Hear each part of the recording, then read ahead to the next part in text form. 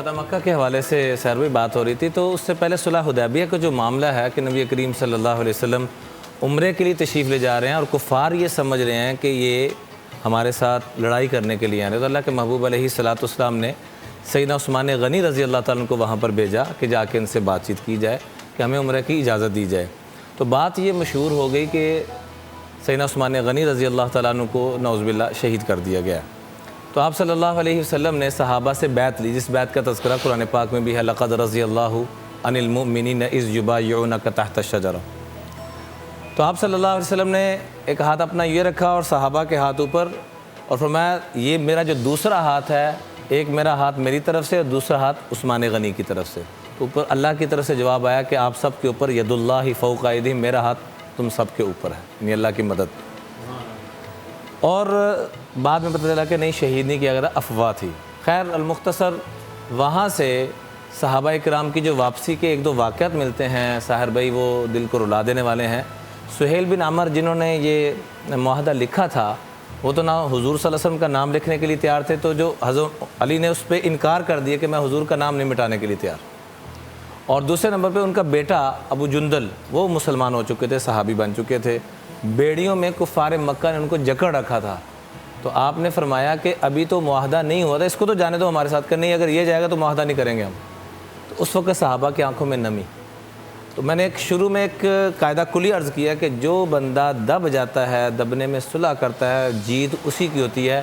اور وہی ہوا کہ اب 1500 صحابہ تھے، ٹھیک 2 سال سے پہلے کیونکہ یہ 6 ہجری میں ہوا اور 8 ہجری میں 2 سال سے بھی کم وقت کے اندر، مدت کے اندر مسلمانوں کی تعداد ساحر بھائی تقریباً 10,000 سے اوپر جا چکی تھی، اور پوری دنیا کے اندر مسلمان سارے جو بادشاہ تھے ان تک خطوط جا چکے تھے، آزادی کے ساتھ معاملات۔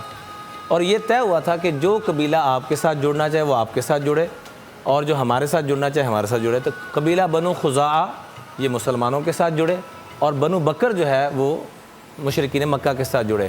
بنو بکر نے زیادتی کی اور راتوں رات ان کے بندوں کو جا کے ذبح کیا، شہید کیا۔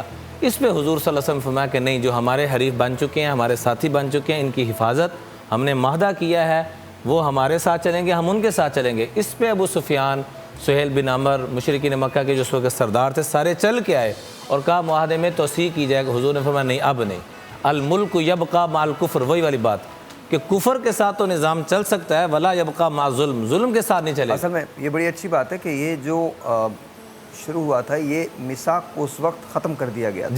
جی وہ میثاق جو ہے وہ، اور یہ ہم کوئی بات نہیں کرتا اس پہ، اور مجھے لگتا ہے کہ اس پہ بات کرنی چاہیے، بالکل کرنی چاہیے۔ لیکن پھر اس کے بعد اب ہوا کیا؟ اب یہ جو اب بڑی امپورٹنٹ بات ہے، اب یہاں سے جو آپ نے بات کہی تھی وہ شروع ہوتی ہے۔ جی، اس کے بعد وہ 10,000 اصحاب کے ساتھ، صحابہ کے ساتھ، رسول اللہ علیہ وسلم، حضرت محمد مصطفیٰ صلی اللہ علیہ وسلم آپ مکے میں داخل ہوتے ہیں، اور وہ جس طرح سے داخل ہوتے ہیں وہ واقعہ ساری دنیا کے فرما رواؤں کے لیے ایک مثال ہے۔ وہ جو بڑے بڑے اوپریسرز ہیں، ڈکٹیٹرز ہیں، ان کے لیے ایک مثال ہے کہ جس عجز کے ساتھ، جس انکساری کے ساتھ، جس عاجزی کے ساتھ آپ داخل ہوتے ہیں۔ اور آپ کون ہیں، میں آپ کو بتاتا ہوں، احساس شاید ہم سب کو ہے، بالکل اس بات کا نہیں ہے کہ ہم کون لوگ ہیں۔ میں آپ کو بتاتا ہوں، یہ جو زمین ہے، یہ جو کائنات ہے، اس کی جس کہکشاں میں ہم رہتے ہیں، اس کی چوڑائی جو ہے وہ 100,000 نوری سال ہے۔ 100,000 نوری سال، ایک نوری سال یعنی لائٹ ایئر برابر ہوتا ہے 1,84,000 میل فی سیکنڈ کی رفتار سے اگر آپ ٹریول کریں اور آپ 100,000 سال چلتے رہیں، تب جا کے آپ اس کہکشاں سے نکلیں گے جسے ملکی وے کہا جاتا ہے۔ یہ ملکی وے جس جگہ واقع ہے، اس کلسٹر کے اندر ایسی کھربوں کہکشائیں ہیں، اور وہ کلسٹر جس سپر کلسٹر میں واقع ہے، وہاں پر ایسی کھرب ہا کلسٹرز واقع ہیں۔ اور اس کے بعد ایک اور لیول ہے، پھر ایک اور لیول ہے۔ کہا یہ جاتا ہے یہ جو کائنات نظر آ رہی ہے، یہ 0.014 ہے اس پوری کائنات کی جو ایگزسٹ کرتی ہے۔ اور یہ وہ جو ہے انسان کی جو ایک آنکھ دیکھتی ہے، 1 ڈائمینشنل جو ہم دیکھتے ہیں۔ اور کہا یہ جاتا ہے کہ کم از کم نظر اور نہ نظر آنے والی 12 ڈائمینشنز ہیں، اور میرے نبی کریم حضرت محمد مصطفیٰ صلی اللہ علیہ وآلہ وسلم کی وجہ سے یہ سب کچھ تخلیق کیا گیا ہے۔ ان کی وجہ سے یہ سب کچھ تخلیق کیا گیا ہے۔ ہم بہت پریشان ہوتے ہیں کہ کعبہ میں نعوذ باللہ کوئی طواف رک گیا، ایسا کچھ نہیں ہے۔ مسلمانوں تھوڑا سا پڑھ لو، کعبے کی جگہ کو دیکھ لیجئے اور پھر اس کے عین اوپر دیکھ لیجئے کہ واقع کیا ہے. اسے بیت المعمور کہتے ہیں. اللہ اکبر. جو کعبے کی جگہ پہ ہے. آپ کو پتہ ہے کیا ہوتا ہے وہاں؟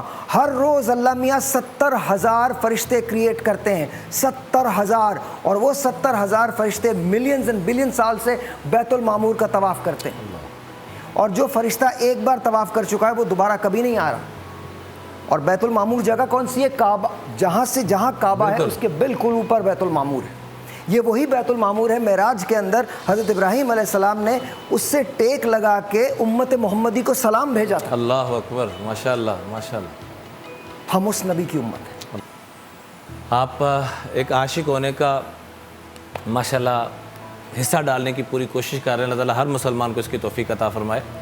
آپ صلی اللہ علیہ وسلم جو فاتح مکہ بن کے داخل ہو رہے ہیں تو روایات میں آتا ہے کہ زبان پہ رب کی تعریف اور حمد و ثنا ہے اور انکساری اور عجز کا یہ عالم ہے کہ حالانکہ یہ وہ ہستی ہیں کہ لولاک لما خلقت الافلاق، کہ وہ نہ ہوتے تو اللہ کی قسم یہ کائنات نہ ہوتی. بالکل بے شک. ہر ایک شام و سحر سے پہلے میں تجھ پہ آقا درود بھیجوں. واہ واہ. طلوع شمس و قمر سے پہلے میں تجھ پہ آقا درود بھیجوں.